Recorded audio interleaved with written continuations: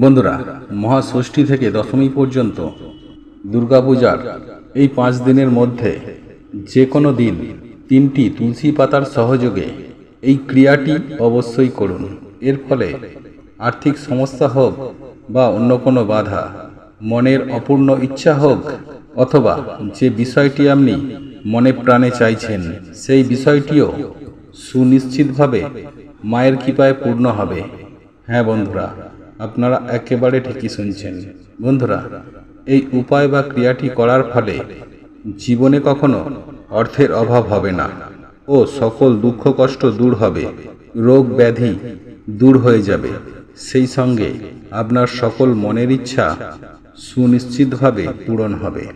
মা দুর্গার কৃপায় আপনি রাতারাতি ধনী হয়ে যাবেন, আপনার ভাগ্য খুলে যাবে, যার ফলে আপনি মালামাল হয়ে যাবেন।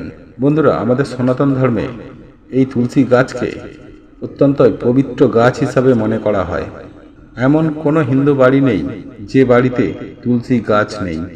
বন্ধুরা, আমাদের এই হিন্দু ধর্মে তুলসী গাছকে দেবী রূপে পুজো করা হয় এবং তার জন্য আমরা আমাদের গৃহেতে এই তুলসী গাছের জন্য আলাদা একটা স্থান বা বেদি নির্মাণ করে সেইখানে তুলসী দেবীকে প্রতিষ্ঠা করি। বন্ধুরা, বিশেষ কয়েকজন ছাড়া সমস্ত দেবদেবীর পূজার উদ্দেশ্যে এই তুলসী পাতাকে ব্যবহার করা হয়। বন্ধুরা, ভগবান বিষ্ণু এবং শ্রীকৃষ্ণের পূজায় কখনোই তুলসী পাতা ছাড়া সম্পূর্ণ হয় না। এমনকি দুর্গা পূজায় মহাষষ্ঠী থেকে দশমী পর্যন্ত প্রত্যেকটি দিনই দেবীর পূজায় এই তুলসী পাতার ব্যবহার হয়ে থাকে। আর এই তুলসী পাতা আপনার গৃহের ও আপনার ভাগ্যর পরিবর্তন করতে সক্ষম। আর এর জন্যই দুর্গাপূজার মহাষষ্ঠী থেকে দশমী পর্যন্ত এই 5 দিনের মধ্যে যে কোনো একটি দিন 3টি তুলসী পাতার সহযোগে এই ক্রিয়াটি অবশ্যই করুন। তাহলে সুনিশ্চিতভাবে আপনার ভাগ্য চমকে উঠবে, সমস্ত প্রকার দুর্ভাগ্য দূর হবে। বন্ধুরা, এই উপায় বা ক্রিয়াটি অত্যন্তই সহজ ও সরল, বাড়ির যে কেউ করতে পারেন। বন্ধুরা, এই উপায়টি করলে নিশ্চিত রূপে সুফল পাবেনই পাবেন। বন্ধুরা, কিভাবে এই উপায়টি সম্পূর্ণ করতে হবে সেই সম্পর্কে আজ আমি আমার এই ভিডিওটির মাধ্যমে আপনাদের কাছে স্টেপ বাই স্টেপ বিস্তারিত সুন্দরভাবে জানিয়ে দেব। তাই এই প্রসঙ্গে বিস্তারিত জানার আগে আপনাদের বলে রাখি, আপনি যদি আমাদের এই চ্যানেলে নতুন হয়ে থাকেন তাহলে চ্যানেলটি অবশ্যই সাবস্ক্রাইব করুন এবং পাশে থাকা নোটিফিকেশন বেল আইকনটি ক্লিক করুন।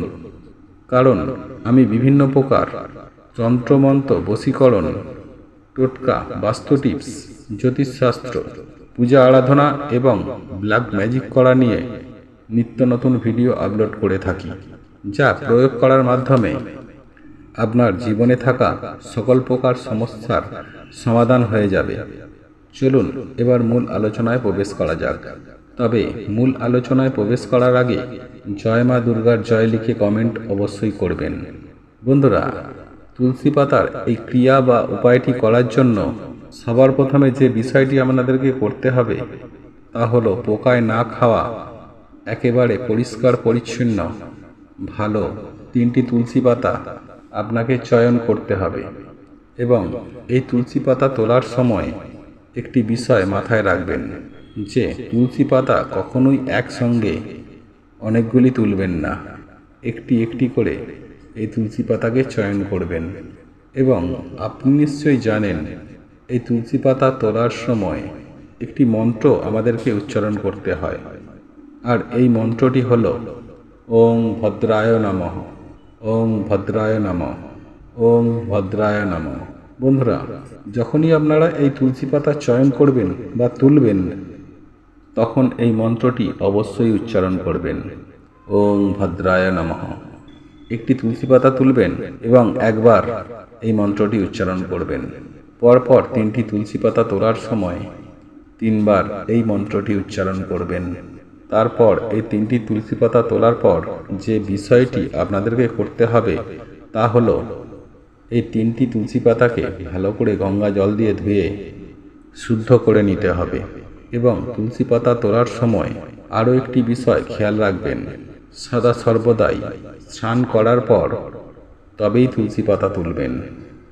বাসি কাপড়ে অথবা ভেজা কাপড়ে কখনোই কিন্তু এই তুলসী পাতা তুলবেন না। বন্ধুরা, স্নান করার পর এই 3টি তুলসী পাতা তুলে নিয়ে গঙ্গা জলে ভালো করে শুদ্ধ করে নেবেন এবং তারপরে এই 3টি তুলসী পাতা আপনার ঠাকুর ঘরের আসনের তলায় রেখে দিন। বন্ধুরা, ঠাকুর ঘরে যদি আসন না থাকে তাহলে সেক্ষেত্রে যে কাপড়ের উপরে আপনি ঠাকুরকে বসিয়ে রাখেন সেই কাপড়ের নিচে 3টি তুলসী পাতাকেই রেখে দিন এবং সারাদিন এই অবস্থায় রাখার পর সন্ধ্যাবেলায় তুলসী মঞ্চে একটি প্রদীপ জ্বালিয়ে তারপরে আপনি আপনার ঠাকুর ঘরে গিয়ে বসে এই একটি মন্ত্র 21 বার জপ করবেন। বন্ধুরা, যে 3টি তুলসী পাতা আপনারা ঠাকুর ঘরে আসনের তলায় রেখেছিলেন সেই 3টি তুলসী পাতাকে পুনরায় বার করে হাতে নিয়ে এই মন্ত্রটি উচ্চারণ করবেন। আর এই মন্ত্রটি হল ওং শ্রীং শ্রীয়ে নমঃ। আবারও বলছি, ওং শ্রীং শ্রীয়ে নমঃ। বন্ধুরা, এই মন্ত্রটি যে কোনো প্রকার আর্থিক বাধা বা আর্থিক সমস্যা দূর করতে সাহায্য করে। বন্ধুরা, এই মন্ত্রটি উচ্চারণের পর আপনার মনের ইচ্ছা, আপনার মনের প্রার্থনা মায়ের উদ্দেশ্যে ব্যক্ত করবেন। মনে রাখবেন, আপনি এই সময় মায়ের উদ্দেশ্যে 3টি প্রার্থনার কথা ব্যক্ত করতে পারবেন।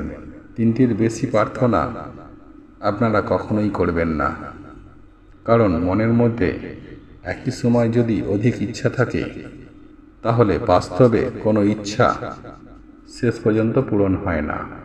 তাই অবশ্যই যখন প্রার্থনা করবেন সদা সর্বদাই 3টি বা তার কম প্রার্থনা করবেন।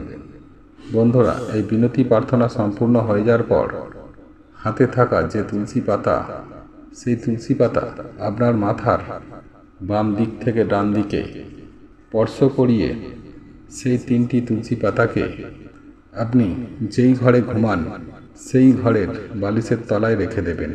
বন্ধুরা, যদি সন্ধ্যাবেলায় এই উপায় বা ক্রিয়াটি করতে না পারেন তাহলে রাত্রেবেলায় ঘুমাতে যাওয়ার আগেও আপনি এই উপায় বা ক্রিয়াটি করতে পারেন।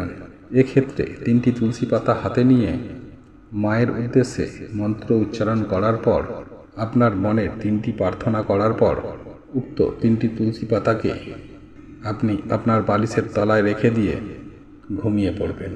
পরের দিন সকাল সকাল ঘুম থেকে উঠে সেই 3টি তুলসী পাতার মধ্যে থেকে একটি তুলসী পাতাকে একটি কৌটোর মধ্যে ভরে রাখবেন এবং সাবধানে ঘরের যে কোনো একটি পবিত্রতম স্থানে এটিকে রেখে দেবেন। আপনি প্রয়োজনে এটিকে ঠাকুর ঘরেও রেখে দিতে পারেন। আর একটি তুলসী পাতা আপনি কোনো প্রবাহিত জল বা কোনো জলাশয় বা কোনো পুকুরে ভাসিয়ে দেবেন।